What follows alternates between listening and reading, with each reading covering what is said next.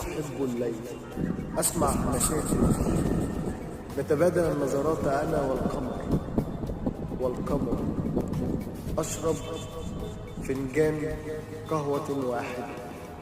لا أريد أن أكون مدمنا، هذا ما يقول لي عقلي.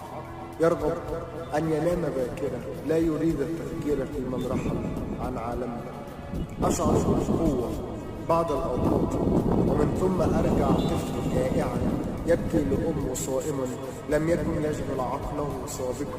أشرب فنجانا واحدا علي أرى وجهي في ضاحكة، علي أرى وجهي وترى وجهك في ضاحكة. إيه رأيك بقى؟ تعملي لايك ولا هتخلع؟